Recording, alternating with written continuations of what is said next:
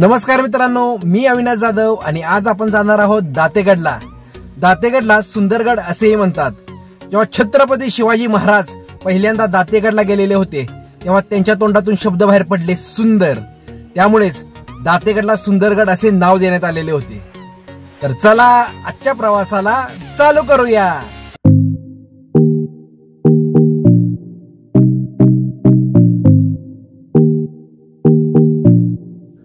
मित्रांनो, दातेगडला जाण्यासाठी पहिल्यांदा पाटणला जावे लागते.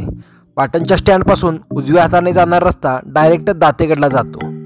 जे लोक सातारावरून येणार आहेत ते चाळकेवाडी मार्गे किंवा नागठाणे तारळी मार्गे दातेगडला येऊ शकतात. आज आपण पाटण मार्गे जाणार आहोत. सुरुवातीला उरुल घाटामधील महादेवाच्या मंदिराचे आपण दर्शन घेणार आहोत आणि पुढील प्रवासाला चालू करणार आहोत. तर चला पहिल्यांदा महादेवाच्या मंदिराचे दर्शन घेऊया.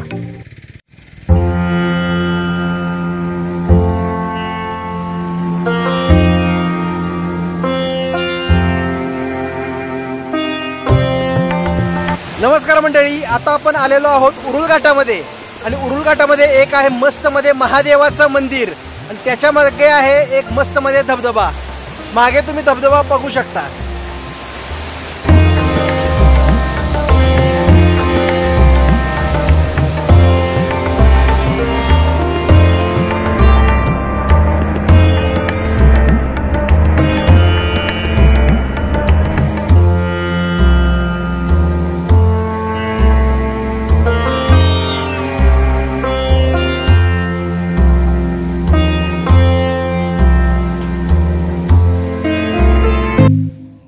महादेवाचे दर्शन घेऊन आता आम्ही पुढे निघालेलो आहोत.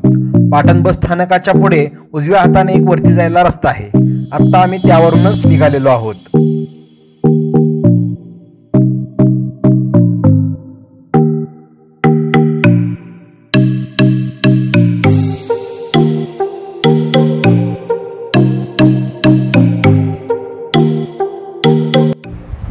नमस्कार मित्रांनो, आता आपण आलेलो आहोत दातेगडच्या पायथ्याशी. पायथ्याशी आल्यानंतर इथे पार्किंगसाठी जागा करण्यात आलेली आहे. मागे बघू शकता तुम्ही दातेगड. जेव्हा नवीन लोक इथे येतात तेव्हा त्यांच्या लक्षात येत नाही की गाडी पार्क कुठे करायची आणि कुठून वरती चढायला प्रारंभ करायचा. तर ही ती जागा आहे. इथून आपण डायरेक्ट वर जाऊ शकतो. 10 ते 15 मिनिटांमध्ये आपण गडावर पोहोचू शकतो. तर चला आजच्या प्रवासाला चालू करूया.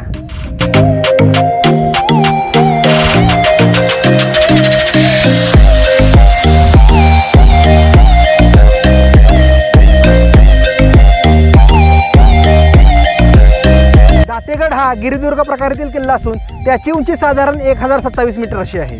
सह्याद्रीच्या बामणोली डोंगररांगेतील हा किल्ला असून याची चढाईची श्रेणी मध्यम आहे. हा किल्ला कुणी बांधला याची एक्झॅक्टली इन्फॉर्मेशन अवेलेबल नाही आहे. काही जण असे म्हणत आहेत की भोजराजा शिलाहार याने हा किल्ला बांधला असावा, परंतु काही अभ्यासकांच्या आणि गावकऱ्यांच्या मते आणि जी डोंगरावरची शिल्प आहे, जी तलवाराच्या आकाराची विहीर आहे, त्याचा आकार आणि त्याची रचना पाहता हा किल्ला चालुक्य राजांनी बांधला असा. मित्रांनो, इसवी सन 1500च्या शतकापर्यंत हा किल्ला शिर्क्यांच्या ताब्यात होता. त्यानंतर बहामनी राजांनी तो त्यांच्या साम्राज्यामध्ये समाविष्ट करून घेतलेला होता. पुढे जाऊन बहामनी राजाचे तुकडे तुकडे झाले आणि याचाच फायदा घेऊन आदिलशहाने हा किल्ला त्याच्या ताब्यात घेतलेला होता. जेव्हा शिवाजी महाराजांनी प्रतापगडच्या पायथ्याशी अफजल खानाचा कोथळा काढलेला होता त्यावेळी शिवाजी महाराज या एरियामध्ये सुद्धा आलेले होते आणि त्याच वेळी दातेगड किल्ला हा स्वराज्यामध्ये समाविष्ट करून घेतला गेलेला होता. संभाजी महाराजांच्या मृत्यूपर्यंत हा किल्ला हा स्वराज्यामध्येच होता, परंतु त्यानंतर हा किल्ला मुघलांच्याकडे गेला. परंतु गप्प बसतील ते मराठे कसले. मराठ्यांनी पुन्हा एकदा आपल्या मनगडीच्या जोरावर हा किल्ला स्वराज्यामध्ये समाविष्ट करून घेतलेला होता. तेव्हा सरसेनापती संताजी आणि जे सरदार साळुंखे घराणे आहे त्या साळुंखे घराण्याने अतुलनीय पराक्रम गाजवला आणि पुन्हा एकदा हा किल्ला आपल्या स्वराज्यामध्ये समाविष्ट करून घेतलेला होता.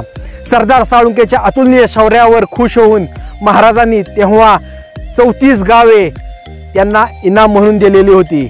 असा आहे हा या दातेगडचा इतिहास. हे साळुंखे घराणे पुढे जाऊन पाटणकर घराणे म्हणून ओळखू लागलेले होते.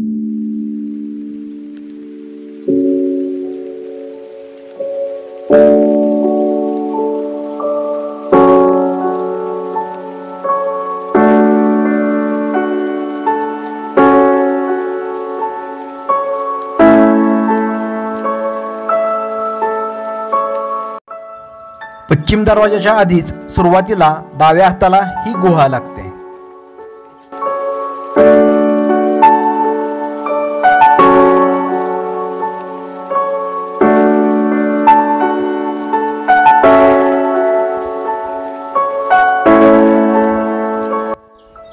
मित्रांनो, आता आपण आलेलो आहोत दरवाजाजवळ. हा दरवाजा संपूर्ण मध्ये कातळामध्ये बनवलेला आहे. हे बघू शकता तुम्ही, पूर्णपणे दगड आहे. हा पूर्णपणे दगड आहे. आत दोन मूर्त्या आहेत, एक हनुमंताची मूर्ती आहे, एक श्री गणेशाची मूर्ती आहे. आणि हा पूर्ण कातळीमधला म्हणजेच दगडामधला हा असा दरवाजा आहे. या किल्ल्याचे वैशिष्ट्य म्हणजे बरेचसे बांधकाम आहे ते कातळामध्येच किंवा दगडामध्ये केलेले आहे. चला आता आपण आत जाऊया आणि बघूया मूर्ती कशा आहेत, त्यांचा इतिहास काय आहे आणि त्यांची स्पेशालिटी काय आहे.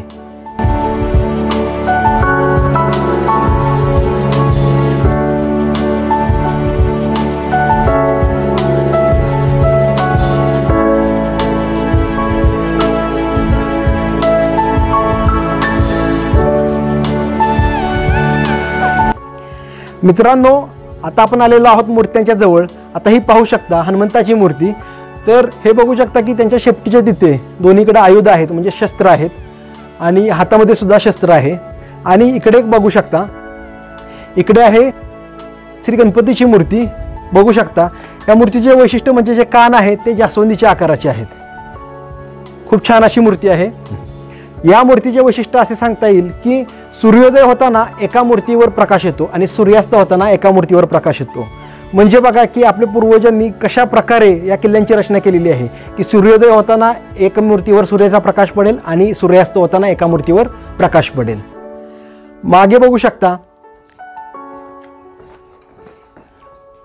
येथे एंट्रन्सलाच म्हणजे दरवाजाच्या जवळ आहेत दोन छोट्याशा देवळे आणि तिथून आत जायला आणि आत बसण्यासाठी जागा सुद्धा आहे. आता आपण बघूया की देवळीत नक्की काय आहे, कसे जाता येईल. ॲक्च्युली इथे दोन्ही साईडला सैन्य बसलेले असायचे. आत सैन्याला बसण्यासाठी किंवा 4-5 सैनिकांना बसण्यासाठी थोडीशी जागा आहे. मित्रांनो, हे बघू शकता, हे छोटंसं असं आत जाण्यासाठी प्रवेशद्वार आहे. आतमध्ये 3 ते 4 सैनिकांना बसण्याची जागा आहे आणि दरवाजाच्या दोन्ही साईडला हे अशा प्रकारची रचना आहे. आता तुम्हाला आत जाऊन दाखवतो की नक्की आतमध्ये कसं सैनिक बसत असावेत.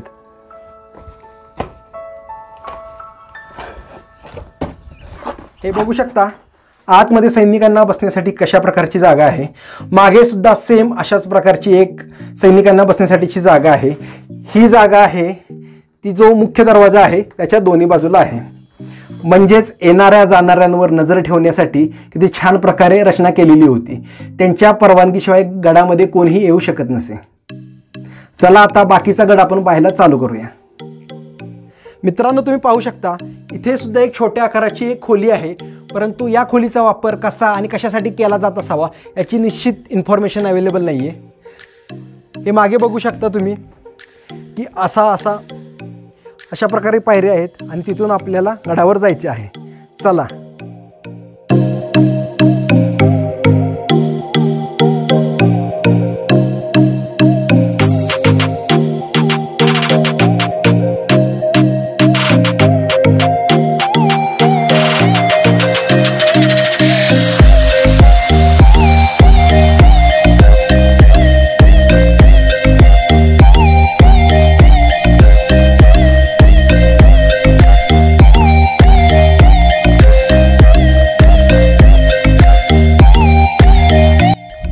मित्रांनो, आता आपण गडावर आलेलो आहोत. या गडावरून सुद्धा 1-2 किल्ले दिसतात. मोरगिरी सुद्धा दिसतो इथून. मागे बघू शकता, इथून सुद्धा मोरगिरीवर तोफा डागण्यात आलेला होता असे सुद्धा काही संदर्भ इथे आढळतात. मित्रांनो, मागे सुद्धा तुम्ही बघू शकता गडांवर काही तळी आहेत, काही आता सुकलेली आहेत आणि काही भग्नावशेष सुद्धा आहेत. इथे पहिल्यांदा खूप गाळ होता. जो कातळ दरवाजा आहे सुरुवातीचा, तिथे सुद्धा खूप दगडमातीचे ढिगारे होते. परंतु या दुर्ग संवर्धनाचे महान कार्य चालू केलेले आहे ते टीम दातेगड यांनी. ते इकडे प्रत्येक वेळी येतात आणि या गडाचं संवर्धनाचं काम करत असतात. अशा या टीम दातेगडला आमचा मानाचा मुजरा. मित्रांनो, मागच्या बाजूला एक तळं आहे. हे पिण्याच्या पाण्याचं तळं असावं. या पाण्याचा उपयोग पिण्यासाठी केला जात असावा. सध्या थोडंसं पाणी खराब आहे. त्या साईडला सुद्धा तुम्ही बघू शकता की तटबंदी आहे आणि या साईडला पण बघा तटबंदी अजूनसुद्धा शाबूत आहे. आणि मागच्या साईडचा तो किल्लासुद्धा बघू शकता मित्रांनो. खूपच सुंदर असा नजारा आहे, खूप छान असं प्रसन्न वाटत आहे. म्हणूनच काय छत्रपती शिवाजी महाराज जेव्हा या गडावर आलेले होते तेव्हा त्यांच्या तोंडातून एकच शब्द बाहेर पडला, सुंदर. आणि म्हणूनच या दातेगडाला सुद्धा सुंदरगड असेही म्हणतात. खूप छान असं वाटत आहे.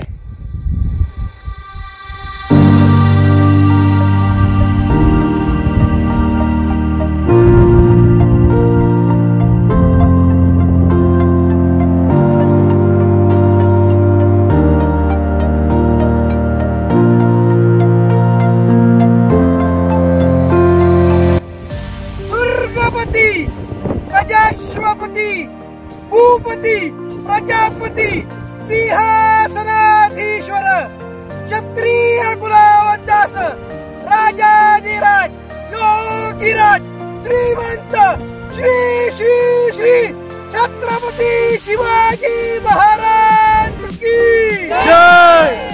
छत्रपती शिवाजी महाराज की जय. जय भवानी जय शिवाजी.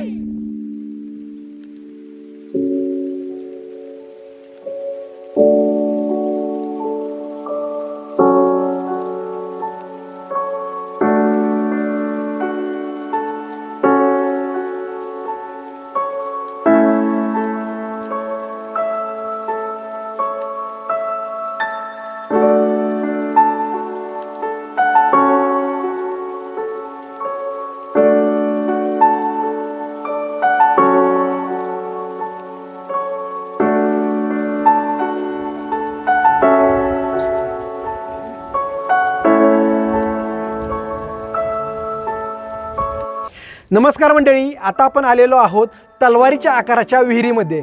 मित्रांनो, या विहिरीची जी लांबी आहे आणि उंची आहे ती कमीत कमी 25 ते 30 मीटर आहे आणि जी रुंदी आहे ती आहे 6 ते 8 फूट. खालील बाजूस एक आहे महादेवाचं मंदिर आणि मागे पिण्याच्या पाण्याचा कुंडसुद्धा आहे. संपूर्ण विहीर ही कातळामध्ये कोरलेली आहे. सगळं बघू शकता, हे कातळाचं आणि दगडाचं बांधकाम. आणि ह्या ज्या पायऱ्या आहेत त्यासुद्धा विशेष आहेत. तुम्ही बघू शकता की 2 प्रकारच्या पायऱ्या आहेत. एक मोठ्या मोठ्या पायऱ्या आहेत आणि छोट्या छोट्या हाईटच्या सुद्धा पायऱ्या आहेत. म्हणजे ज्या लोकांना पायऱ्यात चढण्याला किंवा उतरण्यास त्रास होतो असे लोक छोट्या पायऱ्यांचा वापर करू शकतात. अशा प्रकारची रचना गेले शेकडो वर्षापूर्वीच आपल्या पूर्वजांनी केलेली आहे. आणि मला अभिमान आहे की आमच्या या सातारा जिल्ह्यामध्ये हे असं ऐतिहासिक असं ठिकाण आहे.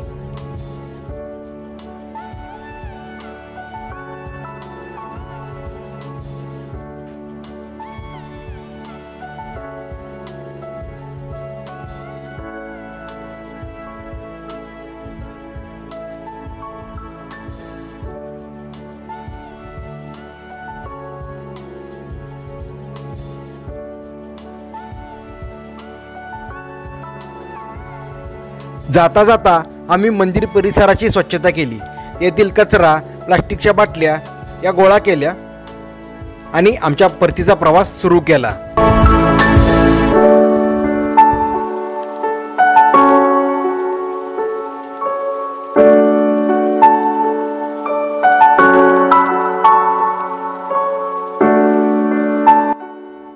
मित्रांनो, आजचा व्हिडिओ कसा वाटला हे आम्हाला नक्की कळवा.